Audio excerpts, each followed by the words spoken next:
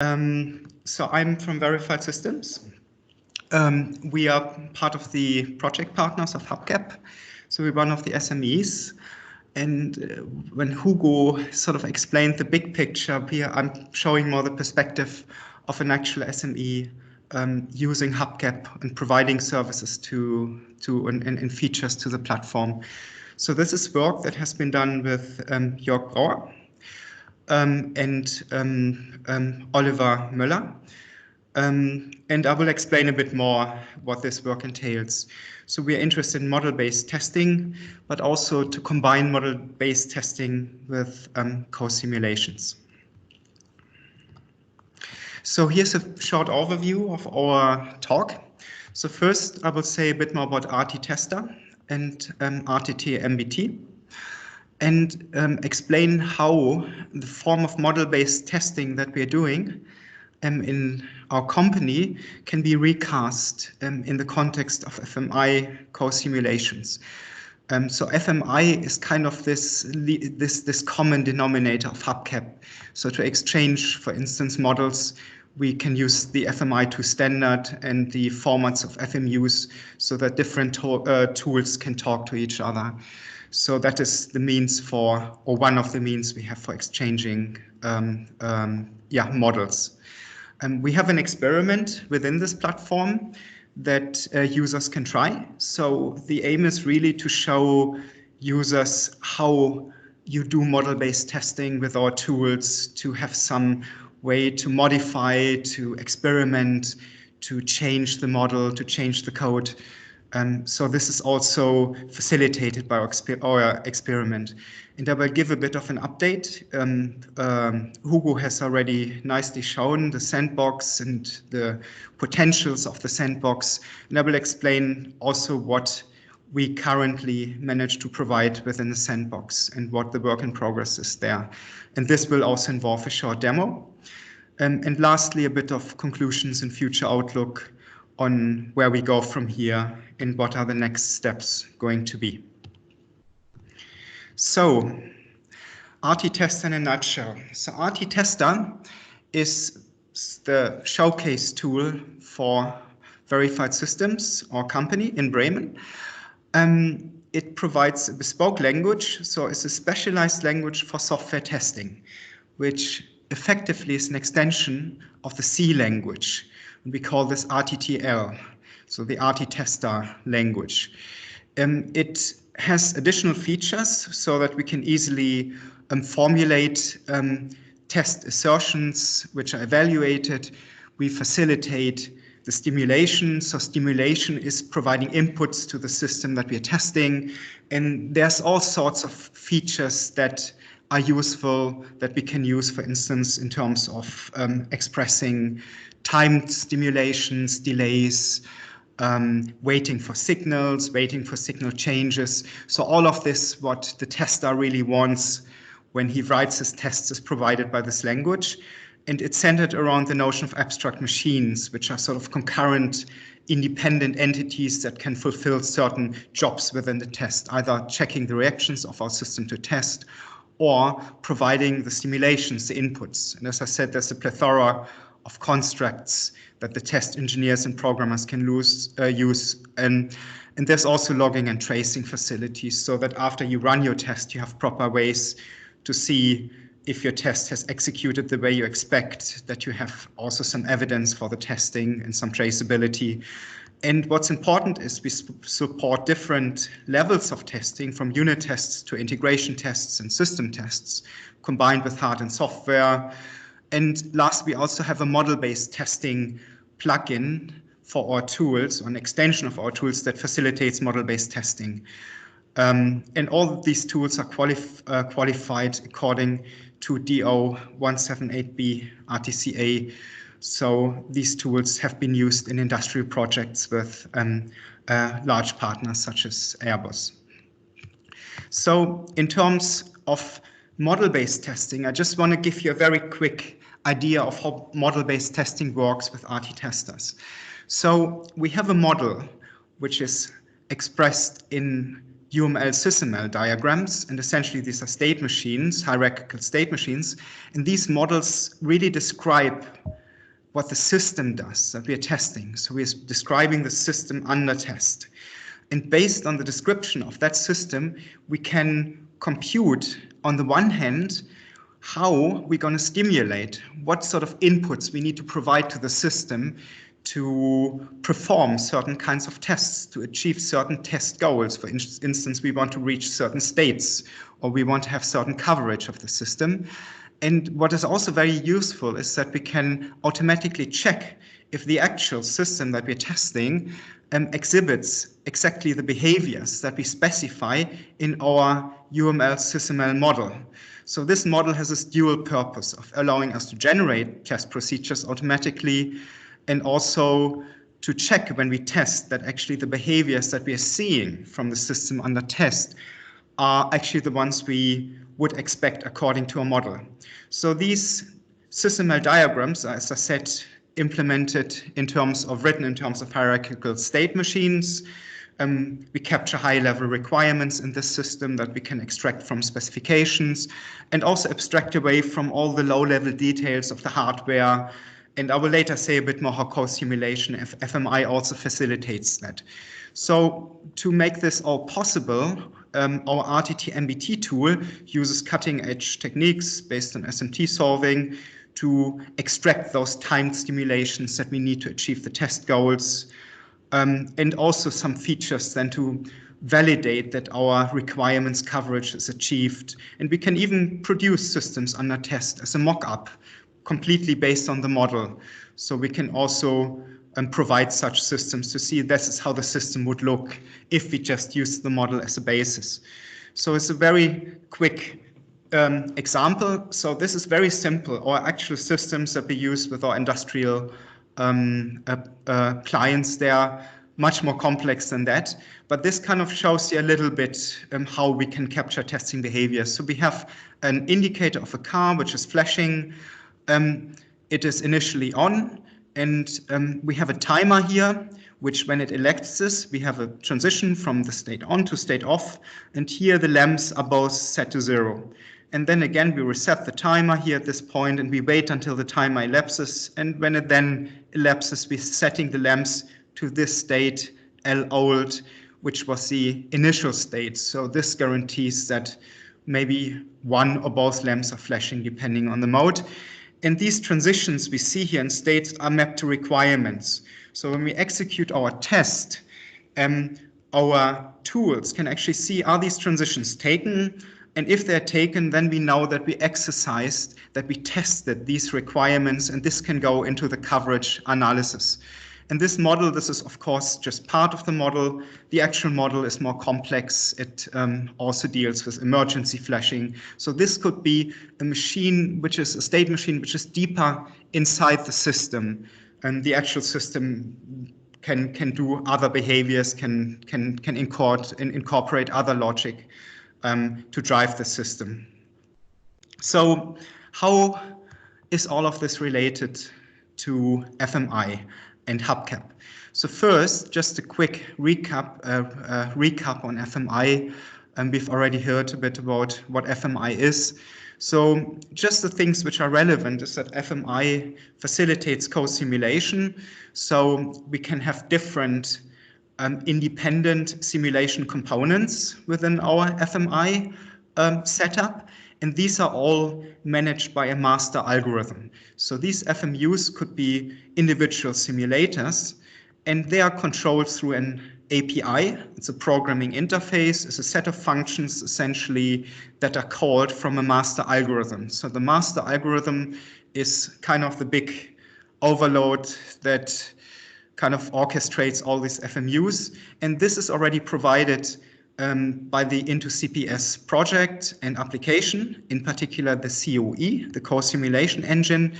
And these FMUs are then provided by the hubcap, for instance, by the hubcap components and tools. And in our case, we also provide these FMUs as outputs of our tools. So this is where actually the magic happens of the executions of our tests. And these components, as I said, are isolated from each other. They don't communicate with each other directly, but only through the master algorithm. And this is very important because timing is a very important thing to consider in testing. So we have to make sure that when we execute our model-based tests, or actually tests in general, that we execute these tests at the right granularity of timing, that we are not kind of missing things that we should actually see within our observers and checkers that check the actual behaviors of the tests. So we don't have to worry about the master algorithm, but we do have to worry about the FMUs that we are producing. So how do we combine model-based testing in the form that I've explained it with FMI?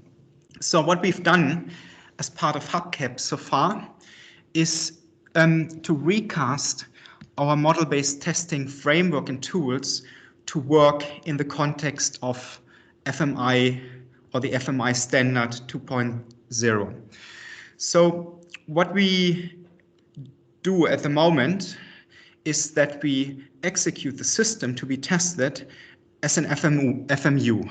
So this could be a real system that we compile from code. It could be a mock-up system. It could be something. At the moment, we have a simulation that we wrote by hand for this demo project that we're using. And this can be compiled down to an FMU and execute separately. We also execute the test procedure as an FMU, and this test procedure contains two parts: a stimulator, which has outputs that feeds our system under test, and checkers, which then run as independent abstract machines as part of our RT-Tester tool framework. And these checkers are really just sitting there and looking, what is the system doing? Is it doing the things I expect? So these checkers see also what the stimulator does. So for instance, I'm setting now my turn indicator lever, and now I need to see something happens. I need to see that these lights are starting to blink with a certain frequencies. So these checkers then tell us at the end of the tests if everything failed or something, everything worked or something failed. We never expect everything to fail, but usually testing is also successful if things fail. So that is the point of testing. You want to see if things, if there are problems with your system. And lastly, we can also have FMUs as observers. And there's also a collaboration possibility in terms of HubCap here, that we can work with other tools like the INTO-CPS applications that provide already such features. But this is something I will say a bit more at the end of the talk. So here's a few implications that we had to consider when we did this kind of adaptation. That real time, usually we're dealing with real time when we do tests, kind of wall clock time, sometimes even distributed around different network clusters and real hardware. But this real time now becomes simulated time. So we can perform, of course, in FMI simulations within an instant of a time that in real time would maybe run for an hour. So this is very important that this, our tests, the notion of time is adjusted at all points, so we actually do need to measure time, and the behavior of our system depends on it. Then, of course, the parameters, as I said, need to be carefully chosen. So we need to make sure that our time granularity is appropriate, but this is always a problem with FMI core simulation. So I wouldn't say this is particular to model-based testing, but it needs to be, of course, considered. And I think Jose had a question about hardware in the loop testing, and this is potentially possible with our tool because we can generate, as I said, FMUs for the system under test, and the FMI interface is really agnostic to what is running underneath.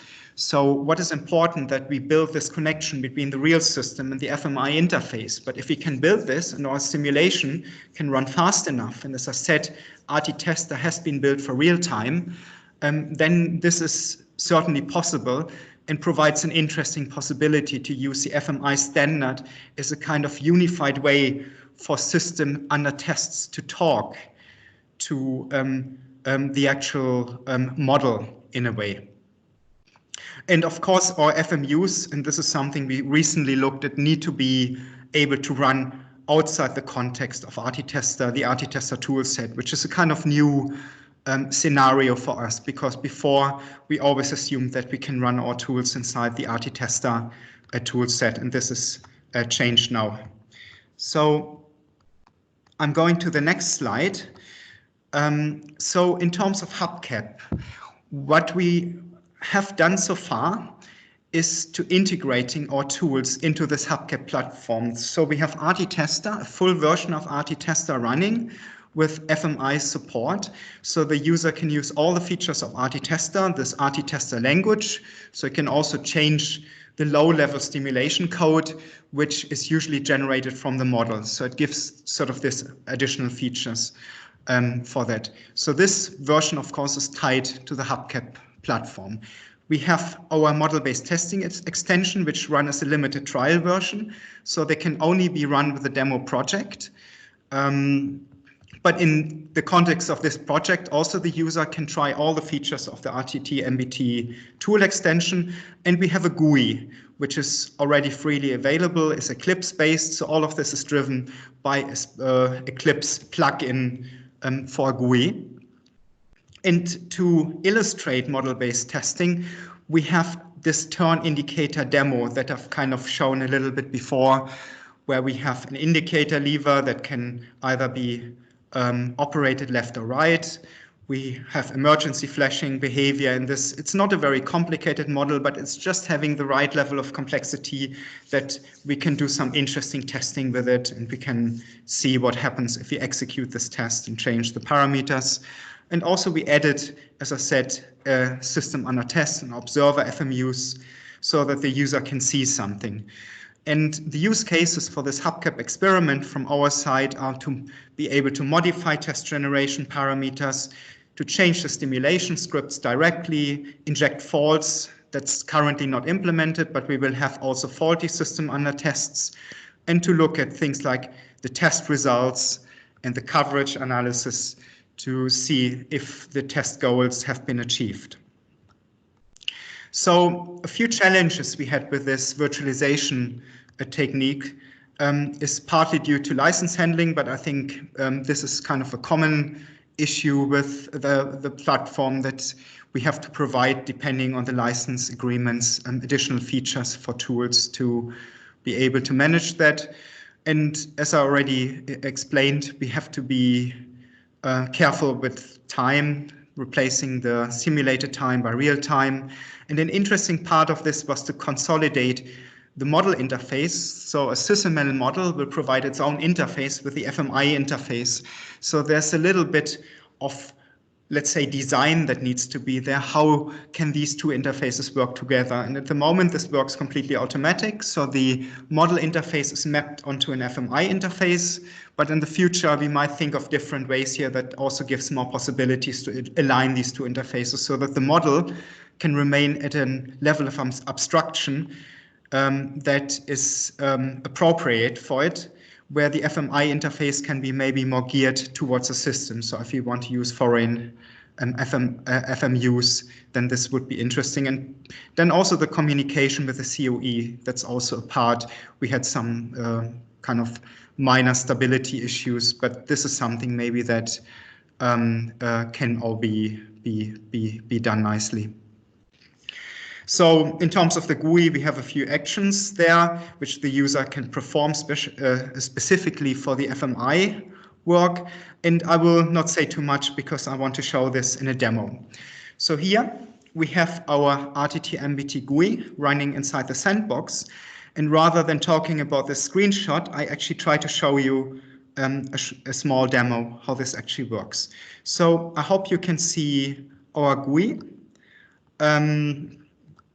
So we can here, we have our Eclipse workspace, and I can import a project first. So based on a model, so here I have a model which I've already generated and exported as an XMI file. I can now import this model.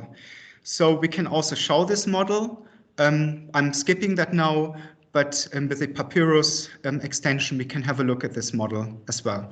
Based on this model, I can generate first an FMI adapter, which I need in order to export my test procedures as FMUs. And I can now generate a test procedure. So in my test generation folder, I have various test procedures, which are specified in different ways. And this test procedure has some configuration, and I'm now going to generate this test procedure, the code for this test procedure. And we could then even inspect the code. So this is actually the code that's been generated. It's not quite C. It's kind of C extended a little bit with our RTTL language. But you can already see that there's some stimulations here where we set the turn indicator lever to 1. And after I generated this procedure, I can then compile it down to an executable. So I'm doing this now. So I'll compile the test procedure. And now I'm going to generate an FMU from this test procedure. So I create an FMU archive. And this has worked so far. We can see the output. I can start the co-simulation engine. I've already done this, but the GUI also gives you this possibility. And now I'm hoping this works. Sometimes we have occasional hiccups, but I will have a look now what happens here. So you can see here there's different signals that our application provides. And if it works, we would actually see some signals here now. There is an issue here, maybe a hiccup. As I said, there's still some slide communication things that we need to look into. I will maybe stop this now and see if I can stop the COE and see if I can start it again and just see if I can do that. If this does not work, there's also a video available which we can make available, and you can have a look at this video, and that replays also what should happen. So I'm starting the COE again. I'm trying to run the test.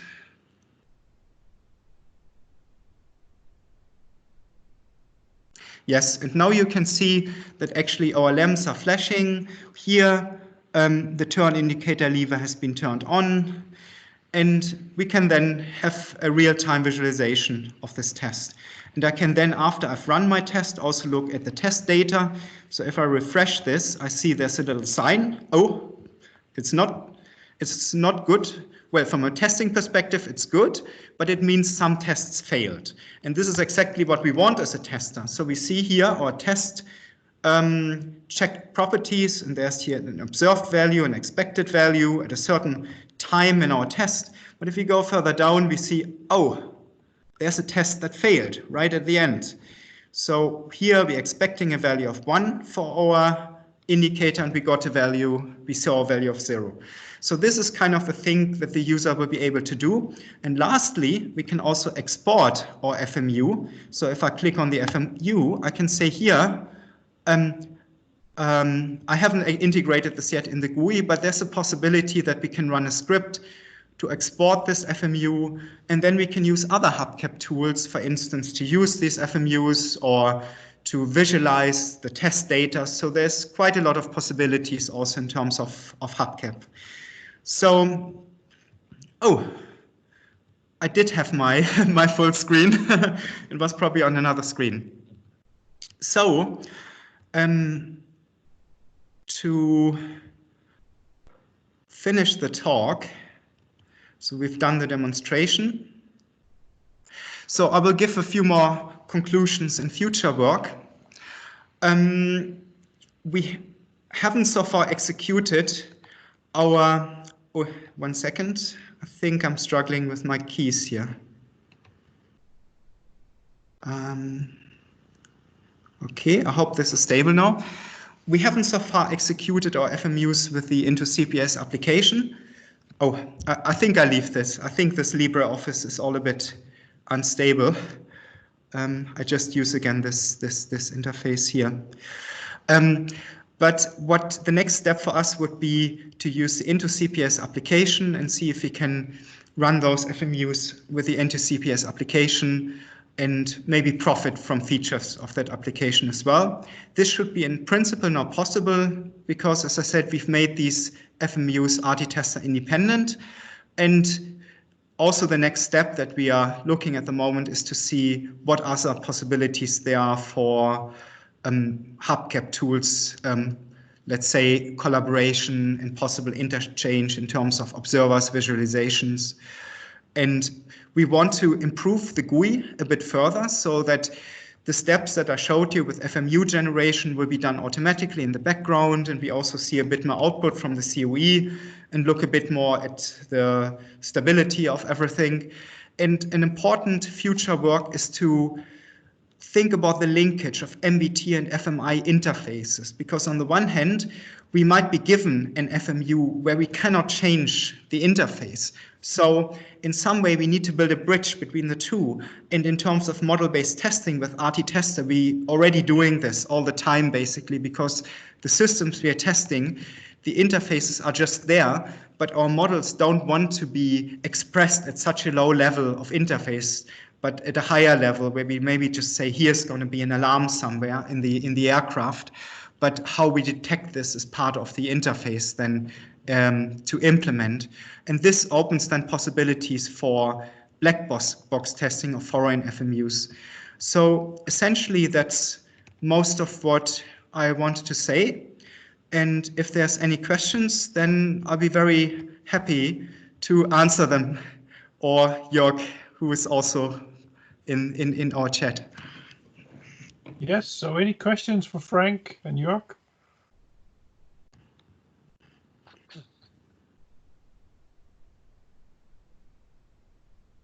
Maybe I can ask a question to Jussi, who had the question earlier.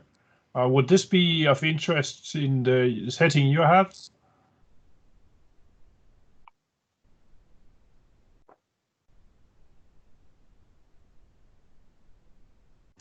Peter, you're not asking me, no?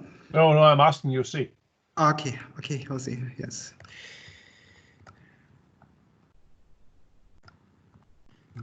May not be able to unmute himself. Yes, sorry, I could unmute it now.